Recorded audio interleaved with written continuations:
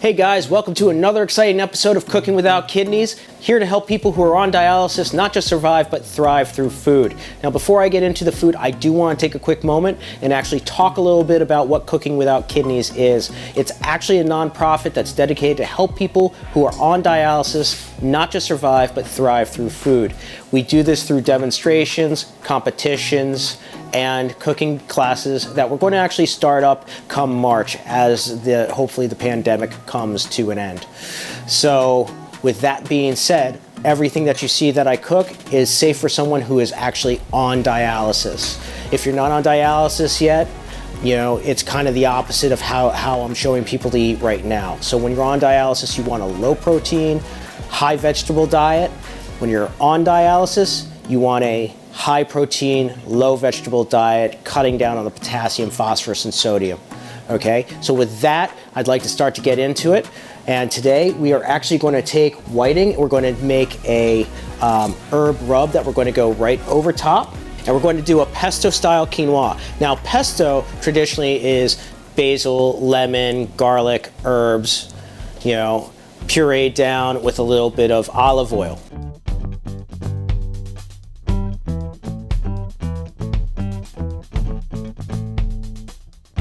The way that we're going to do this today is all the ingredients are going to be separated, all cooked down, and then the quinoa is going to be added at the end. We're going to add a little bit of veg stock, so that way we're emulating a pesto without actually taking the time to puree it and make a pesto. Okay, and we're going to roast off some cauliflower and broccoli also. So with that, let's get into it. Hey guys, welcome. So we're going to start off by roasting off our cauliflower and broccoli. Okay, now I just want to toss this with a little bit of olive oil and just a splash of the Bragg's liquid amino just to bring out the flavor. Remember, we're not really using salt in anything because we're trying to lower the sodium of our food. We're just going to toss this together a little bit. And this is going to go into a 375 degree oven for the next 10 minutes, 15 minutes. Going to let that get nice and brown and hot in there. While that's going on, we're going to make our quinoa. Now, we've had rice, we did a couple things with potatoes, now we're going to get into things like quinoa, couscous, actually whole grains, okay? Really nutritious. They are low in potassium. You do have to watch a little bit with phosphorus, but once again, you can take a binder for that and not have an issue. So I got my oil in here, nice and hot, ready to go. Add our onions.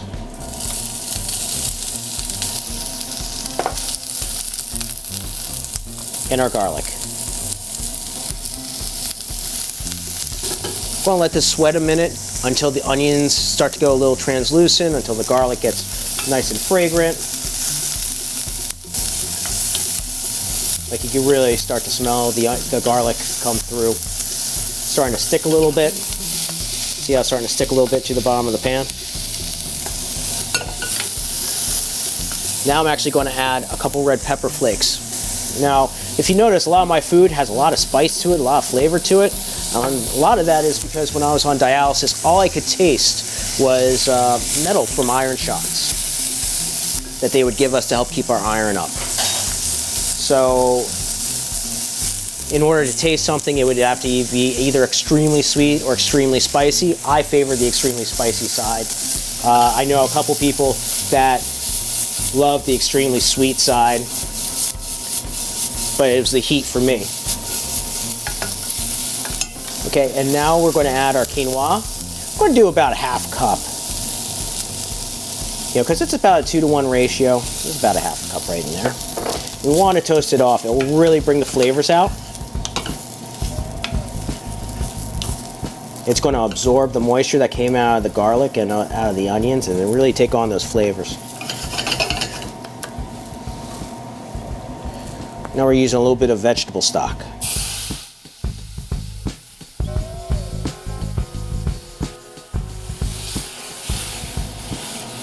There we go. So it's about a 2-to-1 ratio, stock to quinoa. All right, and we're now just going to finish it off a little bit with our zest of lemon and our basil, and then we're just going to let this cook. Stir it occasionally. In about 15-20 minutes, quinoa will be done.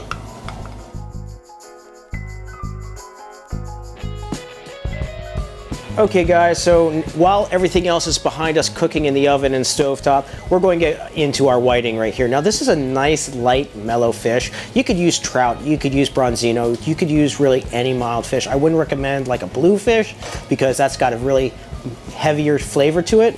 This works perfect for what we're going to do.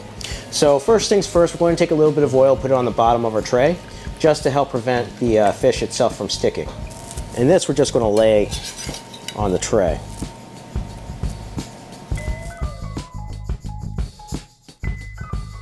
Now we don't want to overpower things. We don't want too much vinegar, we don't want too much salt. So we're not going to pour things directly over top. We're actually going to make a paste.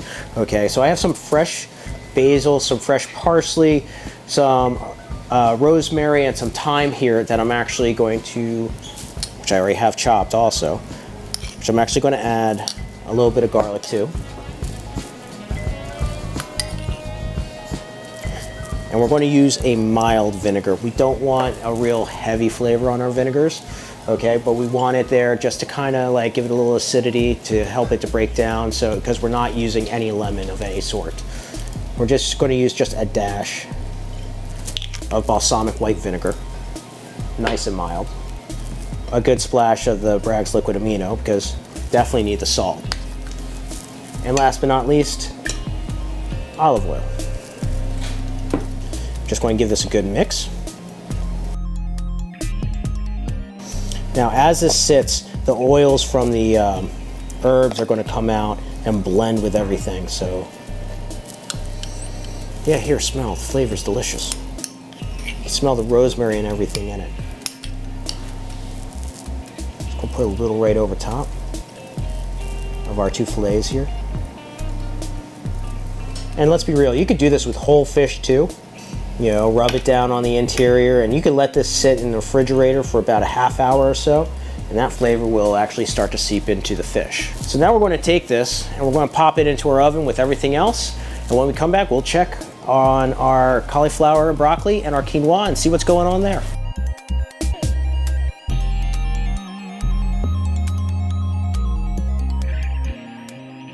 Okay, let's check out everything and see where we're at. Oh yeah, we are good to go across the board. I'm going to start with our quinoa. Now I did have to add a little bit more stock to it, and I covered it just to make sure it cooked properly. But we're just taking this and we're just doing it right down the center of the plate.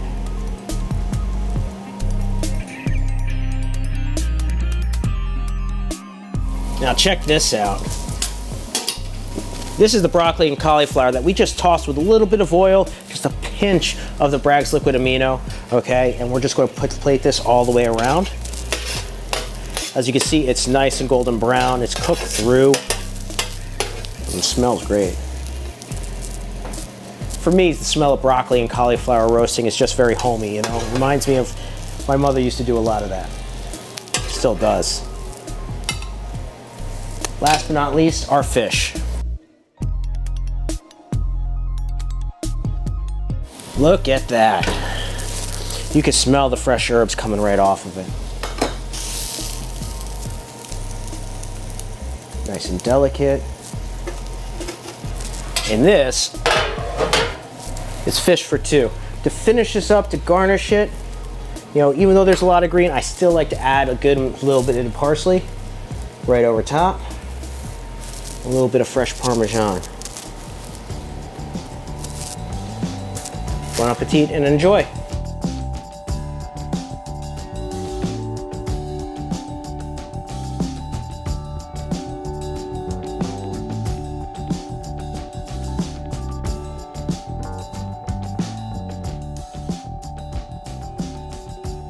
Hey guys, now for my favorite time of day, we are making dessert. And what we are doing is we are actually going to be making meringue cookies to go with an iced whipped coffee. Now the coffee that we're using is this right here.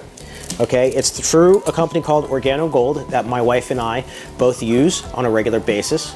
It has helped without making medical claims, it has helped her with her diabetes, and for me, it just has me feeling a heck of a lot better than drinking a regular cup of coffee, no shakes, no crash. So in order to make an ice whipped coffee, first things first, we're going to need 1 pack of coffee. As an instant, this stuff is really good. A little splash of hot water to dissolve it. Now 1 packet equals an 8-ounce cup. And I personally like using just a splash of agave. You can use regular sugar, but if you're diabetic, this is low glycemic. So it actually helps a lot with that. And we just want to whip it. And as you can see, it's starting to double in size. It's getting thicker. Yeah. See that? Nice, light, airy. Our glass is nice and cold. Take a little bit of ice out of it. This is still a little warm, and we're just going to pour it right over top of the ice.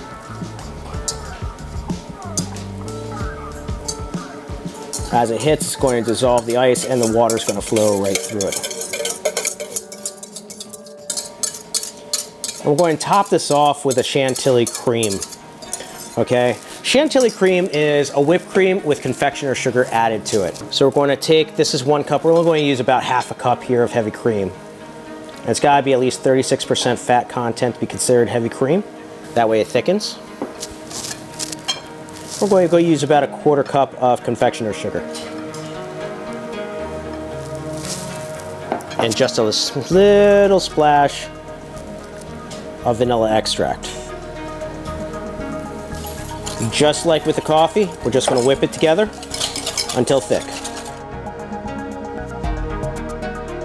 See how quick that came together? The sugar actually helps stabilize it so that it sets.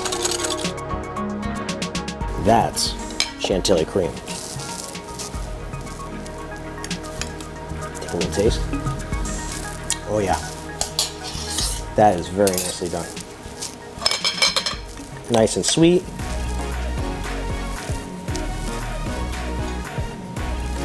We're going right on top. Now that ice is melted, each packet of coffee is good for 8 ounces of hot water. Personally, I call this dessert in a cup. And you can do a little splash of cinnamon on top.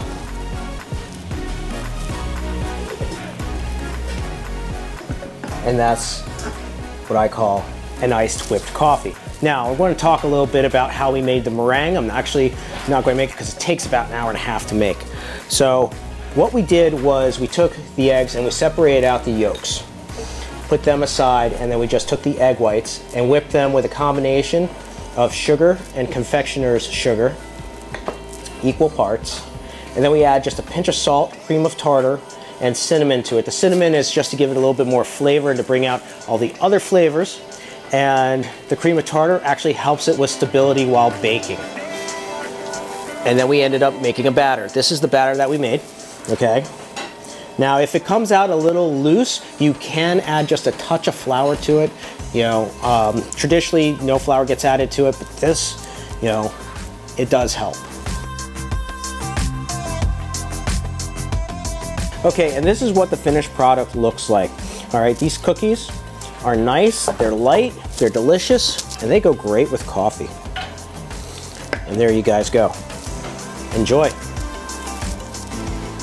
Hey guys, thank you for joining us today for another exciting episode of Cooking Without Kidneys. A little bit of coffee, a little bit of meringue cookies, as well as our whiting over top of quinoa. Join us next time when we head back to Tex-Mex and Southwest. Enjoy.